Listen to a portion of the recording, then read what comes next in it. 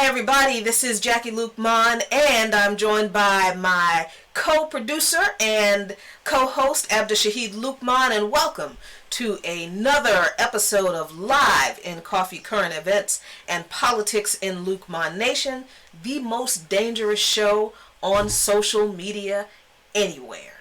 Yeah, and that's what it is. And now that we have your attention, we want to first thank you for joining us today on this stream. We ask that you share the stream, invite your friends, hang out with us, and just strap in for the ride. Yep, I mean, we are still dealing with the fallout of the assassination of General Soleimani. But before we get into that topic, we definitely want to thank you for your support and just remind you that you can be a supporter of Luqman Nation. We appreciate you sharing the stream. We definitely appreciate you inviting your friends and subscribing to our YouTube channel, following us on Facebook, and hitting us up on Twitter also.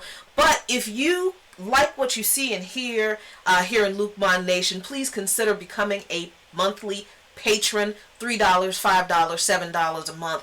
We appreciate the support, but if you cannot do that, a one-time contribution to Luqman Nation goes an equally long way. You can find us on Patreon and on PayPal, searching under Luqman Nation, Luqmannation. That's L-U-Q, not L-U-G. You get that a lot. Or L-U-K. Or L-U-K, right. No. All right, folks. It's been a day. It's been a day since we did our special report on the assassination of General Soleimani. General Soleimani.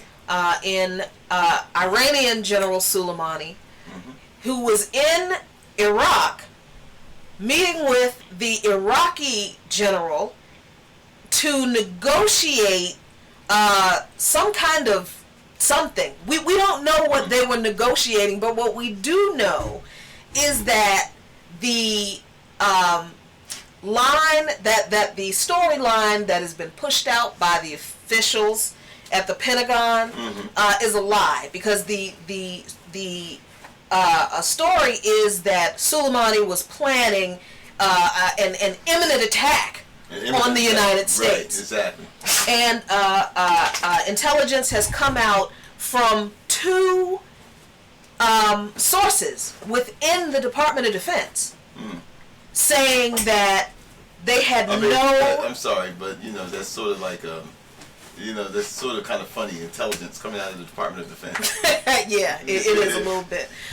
But the two sources, and we'll link this article. I think it was published first in Common Dreams, where we saw it first.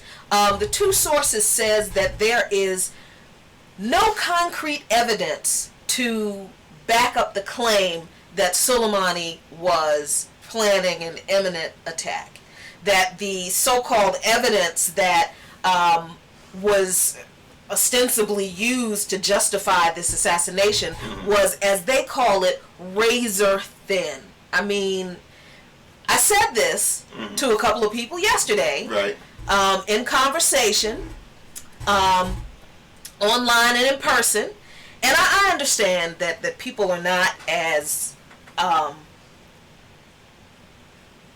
how do I want to say it? People are not as, I hate to make it sound like people are not like intelligent. Well, a lot of people don't pay as much attention. Okay, that's a good way to put it. Right. That's a very good way to put it. People don't pay as much attention to the lies this government has told the American people, especially about the wars it's been involved in. We talked about the Afghanistan papers yesterday, and how people, the media was very complicit in acting like that didn't exist, right. Like the Afghanistan papers didn't exist at all. And that's interesting, because as much as we criticize corporate media, the Afghanistan papers were actually published in the Washington Post. Right. But corporate media barely paid any attention to it. People didn't pay any attention to it. So now you've got people saying when the Pentagon comes out and says, oh, Soleimani was planning an imminent attack on American soldiers, and when people are saying, yeah, I don't trust this government, the Pentagon, the Afghanistan papers are pretty much why. That's the latest reason why. Because the United States government lies. Right, exactly. I think that the Afghanistan papers, like you were just stating, proves that, and that how this government would just outright lie, just to not only get us into war, but to further their imperialist and corporate interests. The Pentagon paper just made that clear, that that none of these reasons that they have given us to invade Iraq, Afghanistan, and other things was nothing of it was based on the truth. Right, and we keep like switching it up and slipping up and saying Pentagon papers and Afghanistan papers, because remember, the Pentagon papers were released that exposed the lies of the original invasion of Iraq. Exactly. Yep. The Afghanistan papers that were released 4 weeks ago, published in the Washington Post. We'll give you a link to those too. The Afghanistan papers does the exact same thing, but exposes the way the Bush administration, the Obama administration, and yes, leading into the Trump administration, lied for 18 years about the reasons for keeping us in Afghanistan. Obama's telling us that the surge is successful, and it wasn't. Right. And they knew it. That's right. And they knew it, and they just kept lying about it to keep us there. So, we have a reason. We have a reason. Those of us who are anti-imperialist, who understand the imperialist pursuit of this country, of this government around the world, especially us Pan-African black folk, we understand that this government is good at lying to its people about the wars that it wages in our name. And it's not our fault that people don't believe that. They want to keep believing. Like I, got told by a couple people, well, what if this was true? Shouldn't we protect the troops? Yeah, by not sending them to stupid wars. Yeah, we should protect the troops by not sending them into endless wars that only profit just just a small percentage of the elitist oligarchy. Yeah, we should. That's how we protect the troops, by not sending them in harm's way, where it doesn't. They always talk about, well, we're sending the troops in there in order to protect our freedoms. Oh yeah, right. How do freedoms get over there? Well, they send the troops to protect the freedoms for the oligarchy and the elites in order to just take what they want. That's the freedom that they want to protect. Exactly. They want to protect their freedom to rape, pillage, and loot the resources of every other country that has resources for them to rape, pillage, and loot. Those are the freedoms they want. They don't want to protect our freedom. I mean, so that's how you protect the troops. You protect the troops by not sending them in stupid ass, dumb ass wars that only further the agendas of the elites. Exactly. So, I mean, I just and about this whole protect the troops thing. Just like in Vietnam, if you had paid attention to the Afghanistan papers, folks, just like in Vietnam, I don't know why I keep saying Vietnams. Thank God it was only one. Well, heck, we're in the second one because we clearly didn't learn from the first one. But just like in Vietnam, the troops on the ground were telling their higher ups that the strategies weren't working. Right. The troops on the ground in Vietnam were telling the media at that point, look, this is not working. We're losing here. And it was the higher ups, it was the Pentagon officials, and it was the White House that was ignoring the troops on the ground. Right. The exact same thing is happening in the Middle East with American troops. The same thing is happening. So we're talking about shouldn't we protect our troops from this, an imminent attack that Soleimani was allegedly planning? If we really were concerned about protecting our troops, why are we not listening to them when they are there saying that what's happening on the ground hasn't been working for 18 years, and then they're coming back and they're saying what's being done isn't working? Well, and we can go back a little further, especially in this situation with Iran and Iraq. not only listening to the troops on the ground. How about listening to the UN? How about listening to the independent the independent apparatuses of the UN? Let's go back to Iraq when the lie was being made about Saddam Hussein's weapons of mass destruction. Right. And the IAE said that, well, the Iraq doesn't have any chemical weapons. Saddam Hussein got rid of the chemical weapons. And when they did their own independent study, the IAE, they said, well, no, we didn't find anything in Iraq when Saddam Hussein opened up when Saddam Hussein opened up his country for that kind of inspection, and they said we didn't find anything. We could have protected the troops then. Right. By the government could have protected the troops then by saying, well, okay, we find out there is no weapons of mass destruction. We could have protected the troops before we humiliated Colin Powell, for Colin Powell allowed himself to be humiliated in the UN by holding up a thing of Johnson baby powder and saying that this is uranium, and if we don't stop this and stop that, so we could have protected the troops then by not sending them in, by not orchestrating this war based on a lie. We could have protected the troops by admitting that Iraq had nothing to do with 9/11. Right. We could have protected the troops then. We could have protected the troops and understood that the Taliban had nothing to do with 9/11. That, they might have been hosting Osama bin Laden, but instead of bombing and killing 1 million people, that we could have negotiated with the Taliban, which is what the Taliban wanted. The Taliban was trying to negotiate with the United States in reference to Osama bin Laden.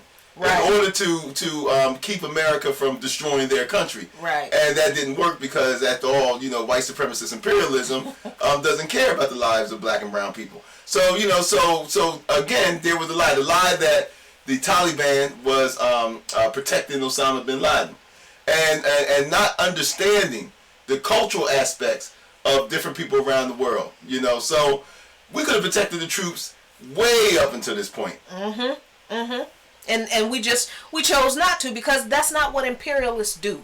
That's just, look, we talked yesterday about 50 billion barrels of crude that was just discovered last month, 2 months ago, of last year in Iran.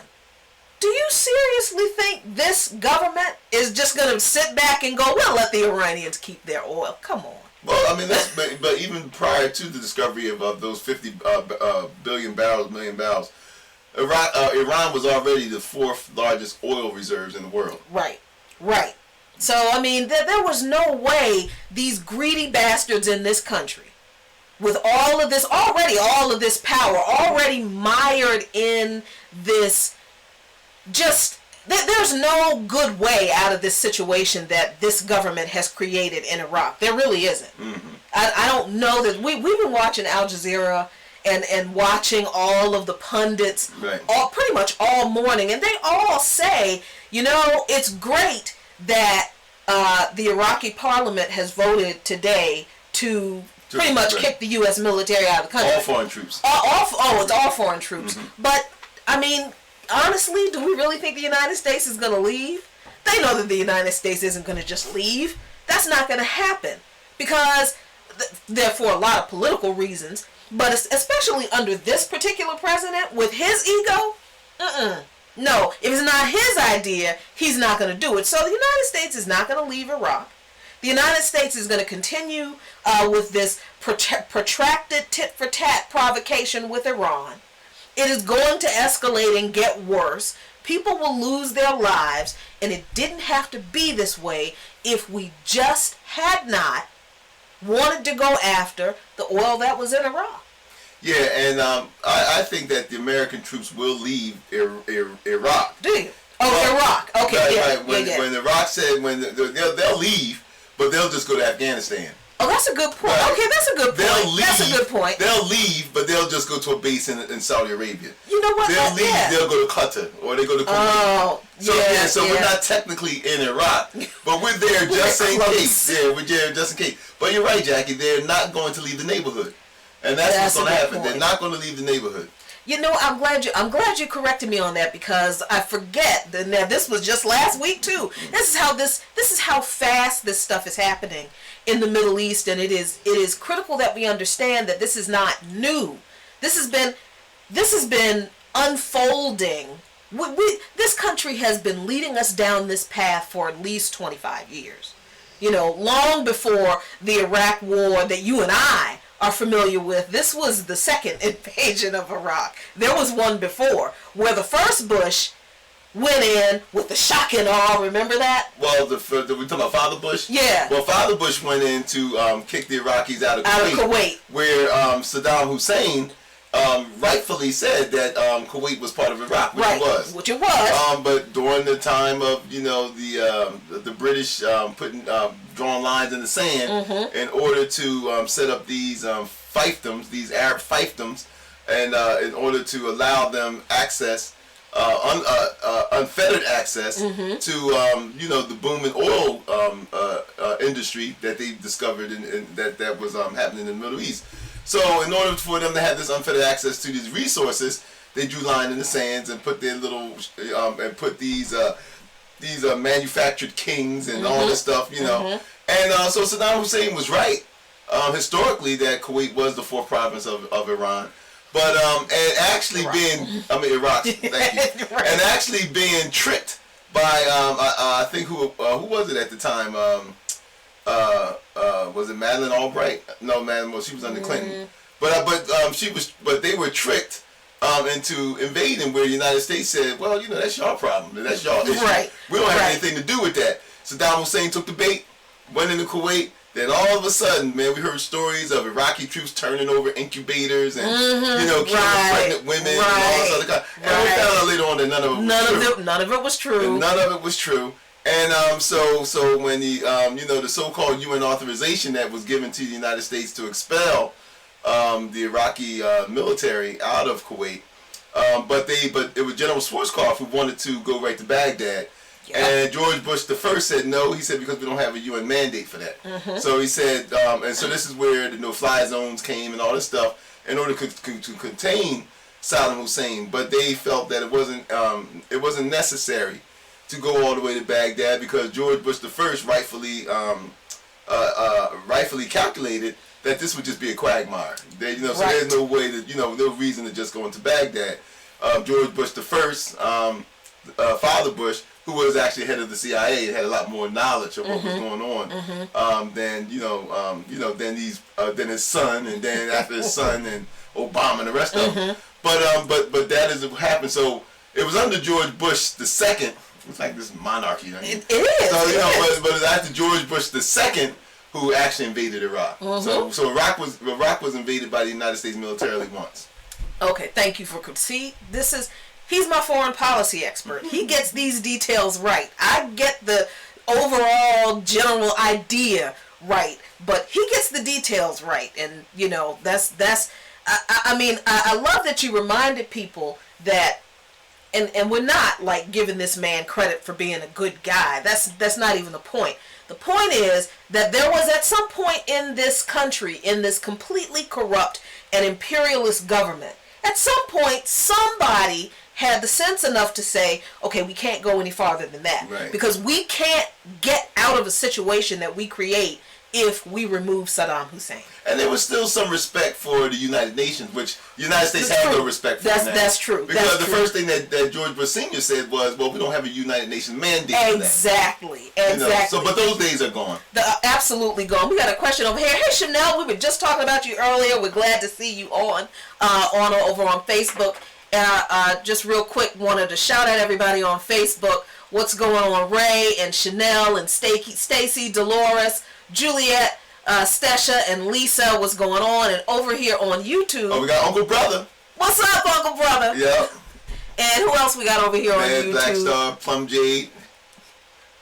Cool. Michelle. I know, Michelle Sierra. Yep. Michelle, you gotta step your name game up. That's not. That's. You gotta do it better. So Chanel asked the question over here on Facebook. So wait, Britain drew the maps in Iraq. Yeah, they did. Yeah. Yes. The British Empire at the time. But we got to remember, just a quick historical context, that all of these lands were under the Ottoman Empire. Right. And so it was at the end of World War I, after the Ottoman Empire, after the Ottoman Empire dissolved, with a little help from their friends. Yeah, they dissolved with a little help from their friends. You know. So what happened is that once the Ottoman Empire broke up, then all of those lands that we consider the Middle East now was once part of the Ottoman Empire. So the British punishing the Ottomans for joining Germany during World War I. After the Khalifa, which is the Islamic ruler, or the Sultan they call them, after the Islamic ruler of the Ottomans told his generals not to get involved in this war, but they thought that Germany was going to win. So they disobeyed the Khalifa, and they went and joined the Germans, the Kaiser and all them. And when the Kaiser when Germany lost, the punishment against the Ottomans was to take over their territory and divide up. That's how we got Iraq. That's how we got Kuwait. None of these things existed. Yemen, none of them existed. It was the British that went down there and started carving lines in the sand and stuff like that. You know, so. But before then, none of that existed. Just like they did in Pakistan and all the stands. And all the stands. Yeah. That's a good way to sum it up. All the stands were carved up by the British after World War I, or at some point. And that's also how we got the partition of Palestine and the whole conflict with Israel. But that's a whole other thing. So, okay. So now getting back to this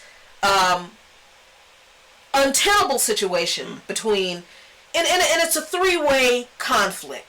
It is, sort of, but not really. The United States has violated the sovereignty of Iraq by carrying out a drone strike assassination on their sovereign territory. Remember, the assassination took place at a civilian airport in Baghdad. Yes. Yeah. That's heinous enough. I mean, these are people who they're using a drone and they know that their target is at a civilian airport. And they didn't inform. See, and this is the thing I think that really rankled the Iraqi government, is the fact that they didn't even inform them. They didn't even use the protocol of respect that nations do with each other to say, hey, look, we're about ready to attack this target in this particular area, and we just want to run it by you guys. Right. We did it with the Russians. Right. When Trump threw all of those Tomahawk missiles in Syria, you and I sat up here and said, oh, trust me, before they did that, they let the Russians know. They let the Russians know. And it came out that they did. And they did, yeah. But they didn't, you're right, they did not do that with the Iraqi government, but you know who they did tell? Israel. They told Israel. They told Israel. So, and we talked about that yesterday too, how this whole situation really is part of a manipulation and machination that is directed by Israel and Saudi Arabia. And did we not heard that today? Yes, we in did. News feeds that is now starting to leak out that, and we said it here on Luqman Nation, we said that Trump has been pushing the agenda of Israel since he got into office. And we gave examples of that. We gave examples of the movement of the United States Embassy to Jerusalem and recognizing Jerusalem as the capital of Israel, which no president prior to him would do. Also, the executive orders recognizing Israel's sovereignty over the Golden Heights. The executive order recognizing Israel's annexation of certain parts of the West Bank. And also domestically, the Trump administration, along with some of the other Republicans, of trying to make the BDS movement illegal in this country. Basically, going against the constitutional right of freedom of speech. So the furthering the agenda of the Zionists, of the Israeli Zionists, and we said yesterday on the show, we said that this was also another tactic of furthering the agenda of Israel. And it's starting to come out today that we were right. And another thing that we gave that we said about further agenda of Israel, when you have a person with the type of ranking that General Soleiman had, his itinerary is not made public. Right. Especially when you're in the neighborhood that when he's surrounded by his enemies. When you have when you have military assets like that, or a general like that who is traveling, then trust me, his itinerary is not made public. So we said here, and we took a stab at it. We said that the reason why the United States knew that Suleiman was traveling the way he was because the Israeli Mossad, which has been all in, which has been a thorn in the side of the Iranian political structure, have been a thorn in the side of Iran by assassinating their nuclear scientists and everything, trying to bomb. Now, this is the difference between what we see in the government today, and I'm talking about the United States government, as opposed to then. When Israel wanted to bomb the nuclear facilities in Iran, that George Bush II would not allow them to use Iraqi airspace to do it. Wow. Now hear this now. When Israel thought that because the United States invaded Iraq, that they could just go and bomb the nuclear infrastructures in Iran, George Bush's administration said you can't use Iraqi airspace for that because they did not want a wider regional war. And what do we have now? A wider regional war. So we said yesterday that Israel is really the major puppet master behind this, but I'm not going to completely blame everything on Israel, and we're gonna get into where all of this responsibility really needs to lie in a minute. But we can't ignore the fact that there is tension in Iraq between Iraqi civilians and the undue influence of the Iranian government and the Iraqi government. But that also goes back to the United States invading Iraq, because that power vacuum that was created in Iraq wouldn't have existed and given Iran that opening to infiltrate itself into the Iraqi government if we had not invaded Iraq. Exactly. And destabilized the country. So at the end of the day, the United States has violated the sovereignty of Iraq. So now Iraq is, ceremoniously kicking the United States out of the country. But, like you so well put, they're really not going, they're not leaving the region, even though they are going to leave their Vatican-sized 100-acre embassy. They're going to have to leave that. And I didn't even know that embassy was that big. 100 acres. That is ridiculous. And you stated earlier when you and I was talking about this earlier today, and you said with an embassy that big, they're just letting the world know that Iraq is ours. That's exactly what I mean. I had no idea that the embassy was 100 acres. And I asked you about it today because we were watching Al Jazeera, and one of the analysts said that the American embassy in Baghdad is the size of the Vatican. It's a miniature city. And I had no idea. How much disrespect do you have for a people in order to take a prime 100 acres of prime land in somebody else's country, in somebody else's city, and use it for your embassy? Well, taking land is what they do. This is true. We're sitting in a country where they just took land from people, so This is absolutely that's something that they're very good at. Well, and that's where the white supremacy comes in. Yep, exactly. That's where white supremacy comes in, because listen, friends, let's be very clear on this. This is not just an issue of American imperialism. It absolutely is, because America wants to exert its control. I shouldn't say America. The government of this country wants to exert its control in that region for all the reasons we talked about. And probably for a couple of reasons we don't know anything about, but they do. But yeah, they absolutely want to exert their control in that region. But let's remember historically that the United States is, the white supremacists have been involved in the so-called Middle East for a long time. We just talked about the British part playing in it. And so the United States is basically just took the baton from the British Empire when it comes to dealing with inside the Middle East, meddling in the Middle East affairs. Right. The British did it first. So white supremacists have been in that arena for a long time. The only thing that protected that part of the world from the white supremacists was the Ottoman Empire. So it was only then that you didn't see this type of influence, this interference. But the white supremacists have been, whether they were British, and now that they're American. So so it's America. This is nothing new. Right. I mean, when you look at what happened today on social media with y'all's president, and he tweeted. Let me see if I have to actually read it, because I don't want to get it wrong. It was so ridiculous. Let me see if I can find it. But anytime you know that something is illegal, right? If you and I do something illegal, we're going to prison. We're going to jail. We're not getting a whole lot of chances to do things. Nobody's giving us a whole lot of chances if we break the law. But y'all's president tweeted, of course now I can't find it, I thought I had it queued up. Y'all's president tweeted that posts on this medium serve as notice to Congress that if Iran attacks any U.S.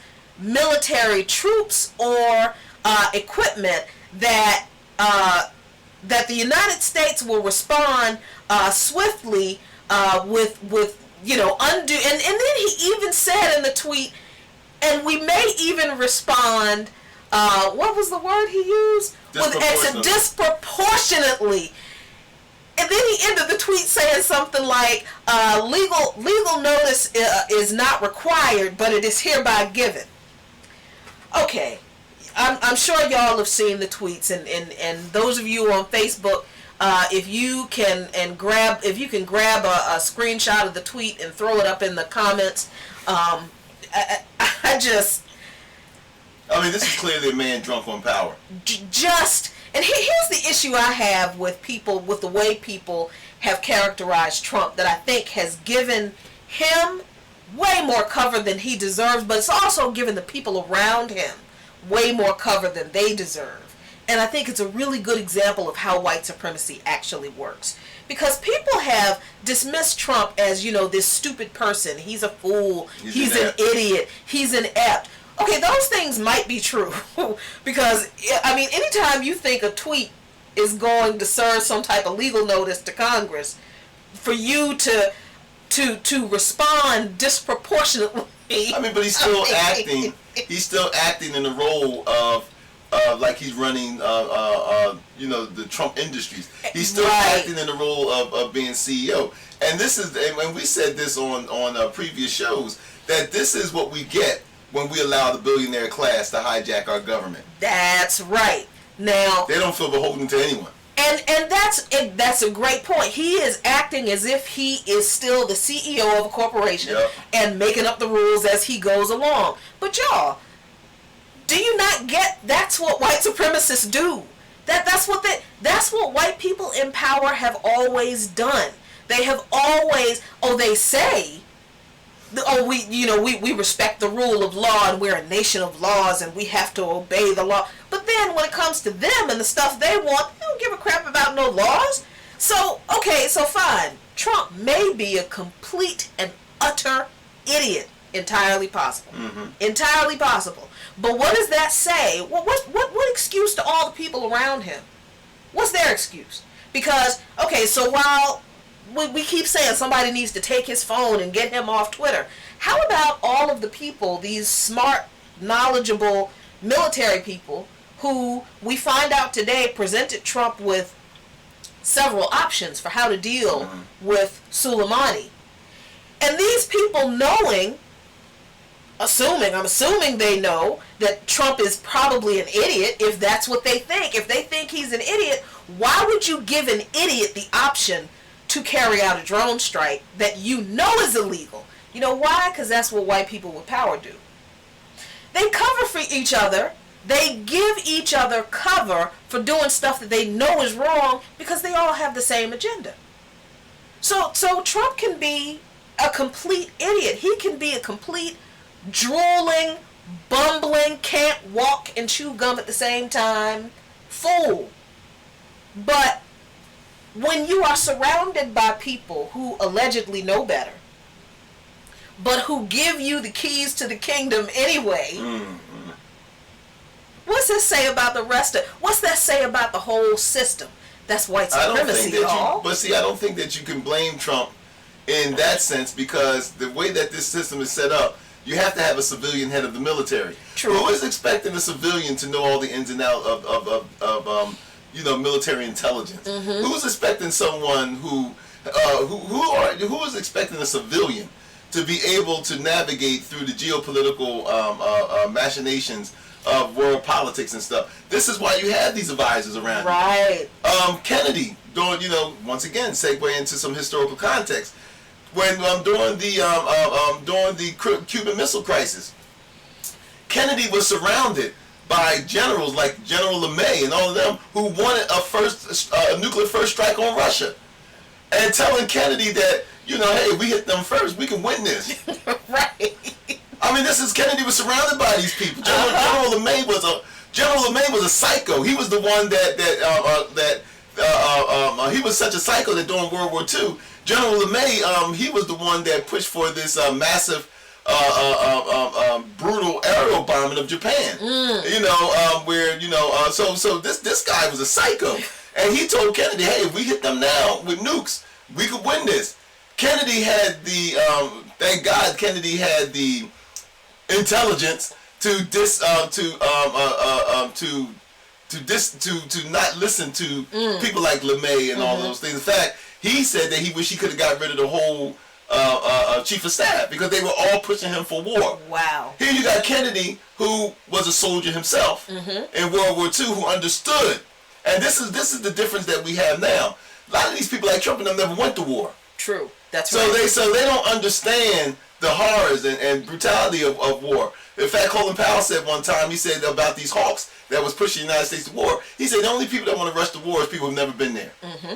So you have people like Kennedy who came from who fought in World War II, who understood the horrors of war. And they was like, no, and so they were a little reluctant to to push this nation into war. Right. But you don't have that now. George Bush didn't serve in the war. Right. Ronald Reagan didn't. So you had George Bush, and you had Barack Obama, right, and all these presidents who never knew what war was like. Right. On paper, it looks good. And see, this is the part of American foreign policy that has changed within the last 50 years. That is a great point.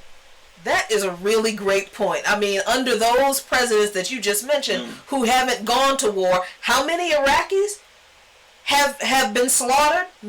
Over 1 million. Right. Over 1 million. And we're dealing with this president who has blamed the deaths of one American contractor, and we got to ask, what was he doing over there? What are contractors doing in Iraq and in Iran? That's a valid question I think we need to ask. He's saying that he's retaliating for the death of this one contractor, but these people can't defend the over 1 million Iraqis and Iranians and Afghans and Yemenis and Syrians who have been slaughtered because of our involvement there. Well, you remember, Jackie, we were over there supposedly to avenge 2,000 lives on 9/11. Okay. Right? Okay. So originally we were over there to avenge supposedly 2,000 lives that were lost in the World Trade Center on 9/11. And our this country's bloodlust, not our bloodlust, this country's bloodlust and thirst for black and brown blood, the blood of black and brown people. Now you have like close to 1.5 million. Some people even estimate almost 2 million people have been the victims of this U.S. Thirst for blood which supposedly had supposed to have been started by, we just wanted to avenge 2,000 people. So those 2,000 people, they're not avenged yet. Right. After almost, 2 million people have been murdered by the United States. Yep, exactly. I mean, but again, that's another aspect of this, of the white supremacy of this. You know, this country has taken the lives of over 1 million. Just Iraqis alone. Just Iraqis. Right, just Iraqis. We don't really know the number of people in all of the surrounding regions that have died as a direct result of U.S. military action. But we know it's been almost 1.5 million Iraqis alone. Yep. But see, those are brown Muslim people in that dusty country over there. We don't care about them. Right. But oh my God, that one American contractor. Oh, we had to violate the sovereignty of our alleged ally. Alleged ally, yep. The United States violated the sovereignty of Iraq, which is the alleged ally of the United States, to assassinate the head of the military of a country that we are not at war with. The United States is not at war with Iran. But we had to do that. Not officially. Not officially. Yeah. Ideologically, yeah. This country been at war with Iran for almost 30, longer than that, years. But this government had to do that to avenge the death of that one American contractor. What do the 1.5 million Iraqis? Who speaks for them? Not only who speaks for the 1.5 million Iraqis, y'all. Who's going to stand up for the Iranian Americans that this country has already begun to violate the rights of? Because just today, at the Canadian-U.S. border, Iranian Americans returning through the northern border are being detained and questioned. And they're being asked their feelings and opinions on what is going on in between the United States and Iran.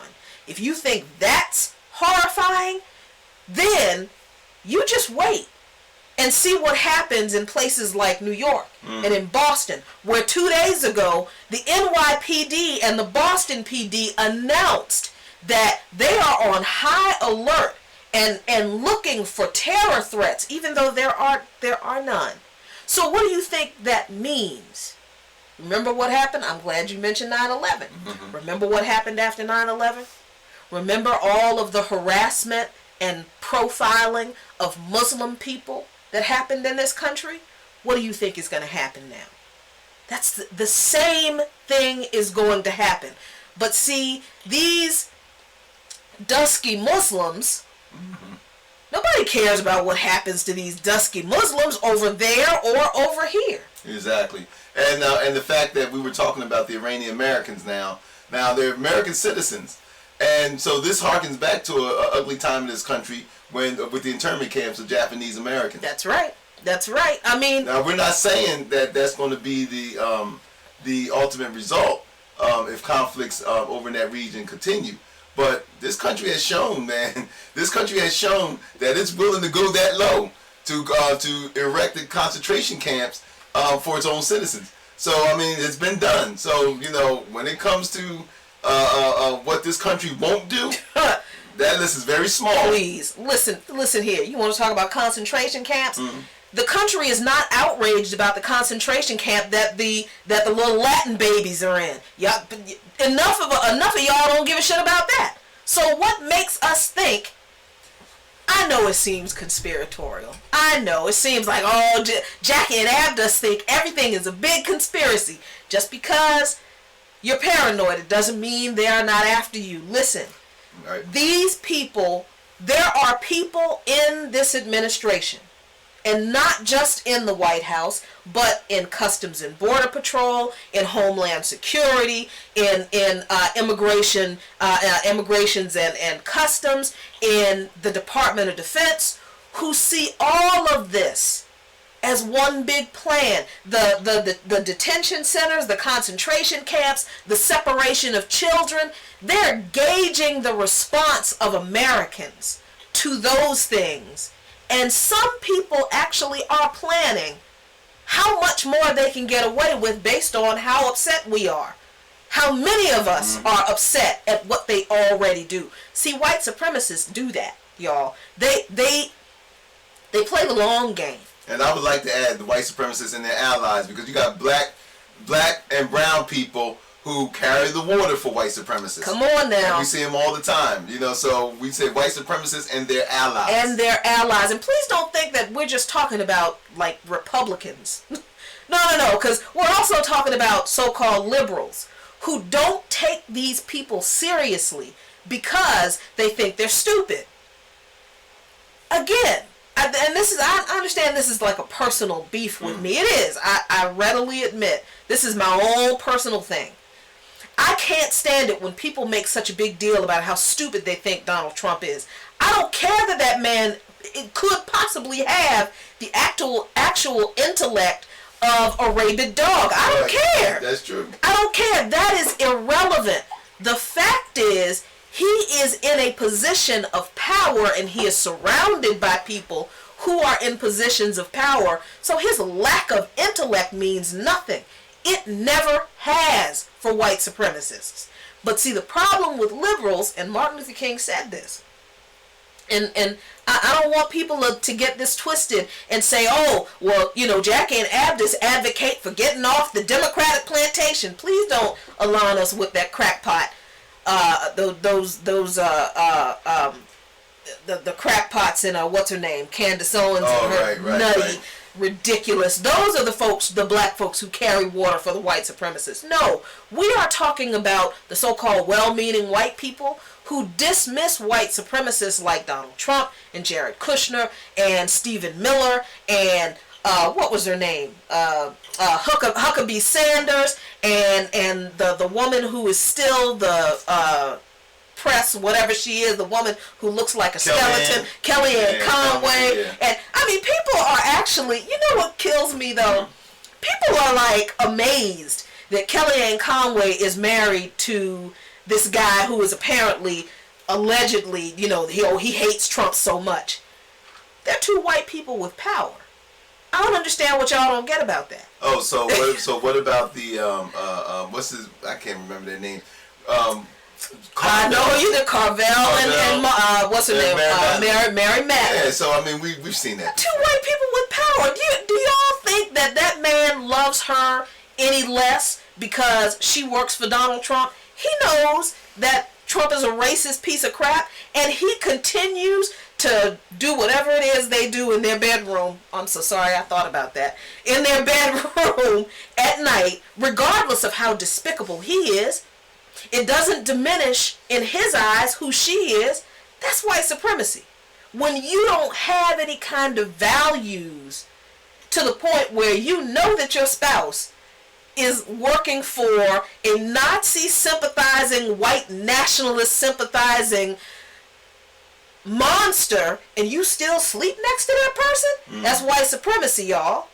That's what that is. So there are people in this administration, throughout this administration, and working outside of the administration, gauging the response of Americans to the detention centers, to the child separations, looking at how long people are outraged and seeing how people, they just kind of lose interest, how long it takes before people lose interest in this stuff. Looking at how many people paid attention to the announcement by the Department of Justice a few weeks ago that they are going to implement this Operation Relentless Surge in 7 predominantly black cities around the country where they claim they're doing it to reduce crime. Y'all don't care. So when they do this and go after Iranian Americans, they know you're not going to be outraged about it. Not enough to be effective and stop them.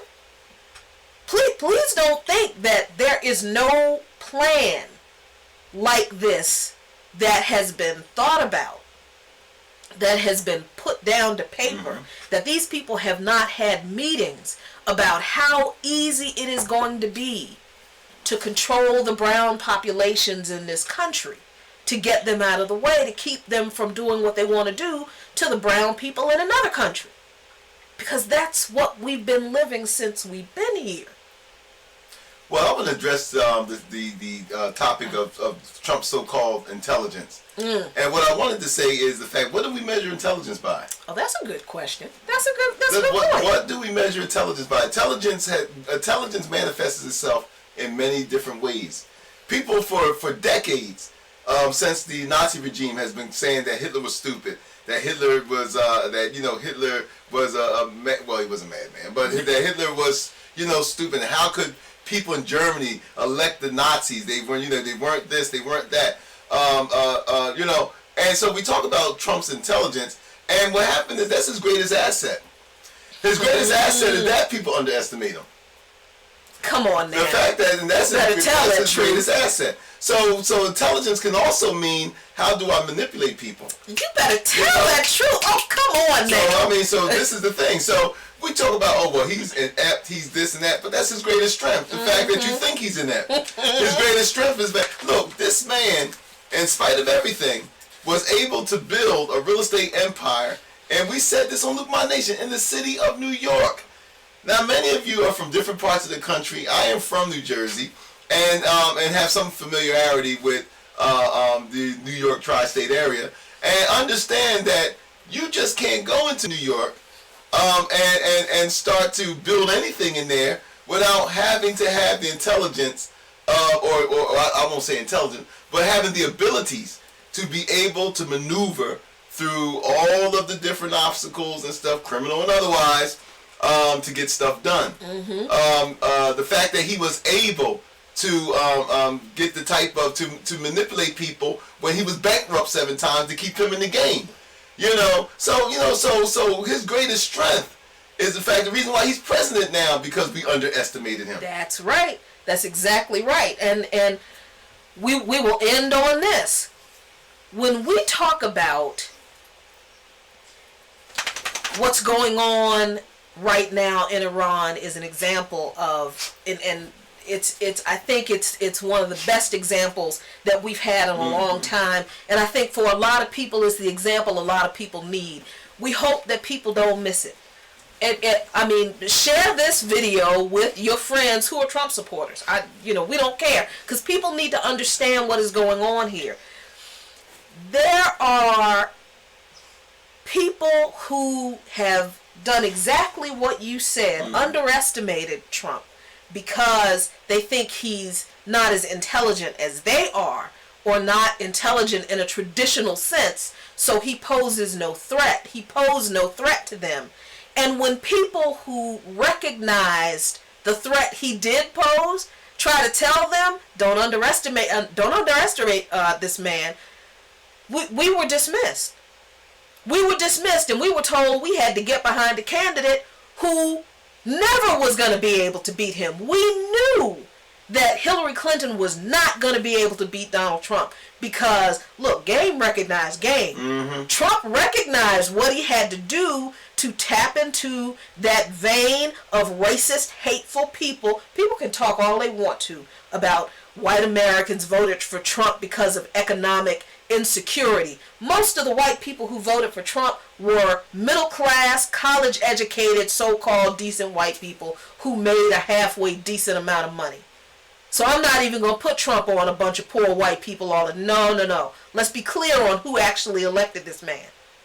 But when we tried to tell the Democratic Party that you're pushing a candidate that cannot beat this man, they didn't want to listen.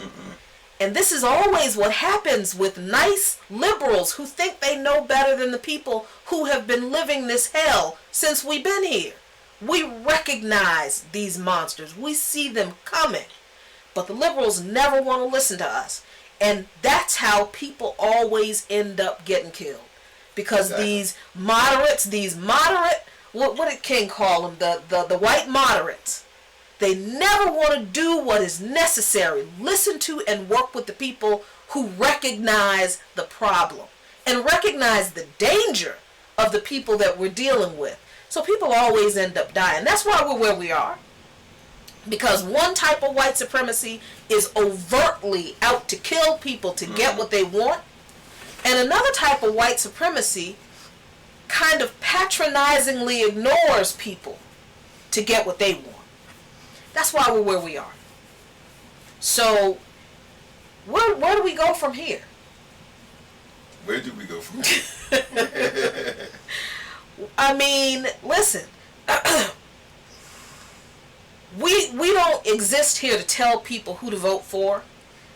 We understand that as revolutionaries, we have a lot of work to do outside of electoral politics. Yes, vote if that's where you feel inclined to. We're not going to tell you who to vote for. I think we will tell you that if you are going to vote, if you care about a future for people, if you care about a future for people, period, stop voting for imperialists. Stop voting for people who will tell you that they are better than the Republicans out of one side of their mouth, and then vote to give the Republicans $738 billion to wage war out of the other. Stop voting for any of those people. Narrow that field down right there.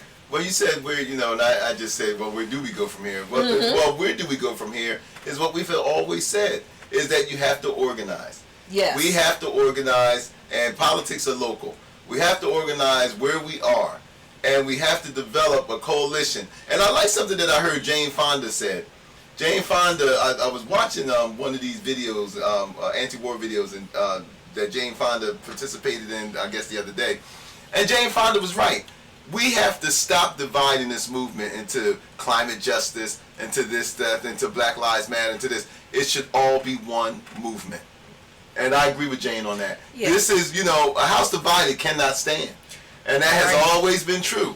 And unless we combine our movements into one powerful progressive movement, then we're going to constantly get picked off. Because the people who care about climate change is not going to care so much about Black Lives Matter. The people of Black Lives Matter is going to say, not going to care so much about, what's happening over there, that what's happening over there in Iraq and Iran, and all these other things. It needs to be one movement, because the only way that we're going to defeat the imperialism of American imperialism and the white supremacy of the West, not just the United States, of the West, which includes France and Britain and all of Israel and all of them. The only way that we are going to have an effective opposition to all of these things and make this a better planet and save the planet at the same time is that we have to combine our movements together.